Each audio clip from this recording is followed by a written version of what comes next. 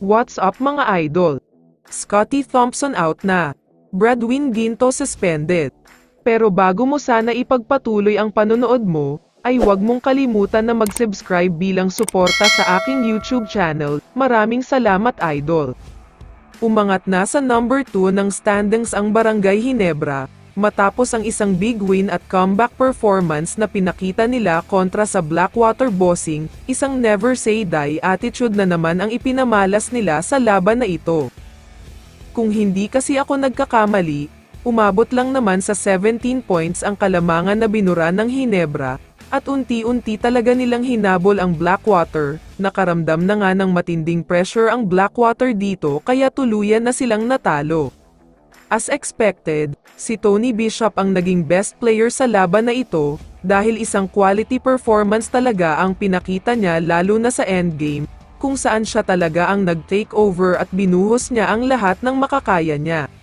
Nagtapos nga ang laban na ito sa score na 90-87, importanteng panalo ito para sa Ginebra dahil matagal-tagal pa bago sila lalaban ulit, kaya naman magkakaroon sila ng mahigit 1 week na pahinga bago sumabak ulit. Samantala, may isang part naman sa laban na nadaganan ni Bradwin Ginto itong si Scottie Thompson, at medyo matagal bago nakabangon si Scottie sa play na ito. Marami nga ang mga fans na sobrang nangamba talaga. Natapos naman ni Scottie Thompson ang laban at naglaro siya ng mahigit 40 minutes sa laban na ito. Sinabi ni Scottie na wala daw siyang kahit anong sakit na naramdaman sa mismong game dahil sa adrenaline. Pero habang tumatagal, nakaramdam daw siya ng sakit at hindi niya matupi o mabaluktot ng maayos ang tuhod niya. Kaya naman naisip niya na baka namamaga daw ito, kaya nakaschedule si Scottie na sumailalim sa isang MRI. Titignan daw ng management ang resulta, at kapag may konting damage o hindi magandang nangyari sa tuhod niya, ipapahinga daw siya sa susunod na game. Kahit mild injury nga lang daw ay hindi nila isusugal ang kalusugan niya lalo pat madaming wala sa kanila ngayon.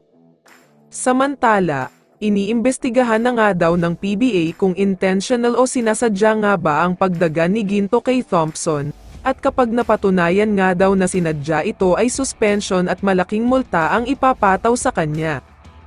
Pero sa tingin ko naman, aksidente lang ang nangyari at hindi naman sinasadya. Parehong player ang nag-dive sa basket para makakuha ng bola.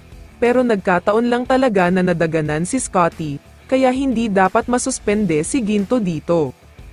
Kaya naman kung ikaw ang tatanungin idol, ano ang masasabi mo sa balitang ito? I-comment mo naman ang sagot mo sa tanong na ito. So dito na nagtatapos ang video na ito. Maraming salamat sa pagsuporta at panonood mga idol. Ingat at bye-bye.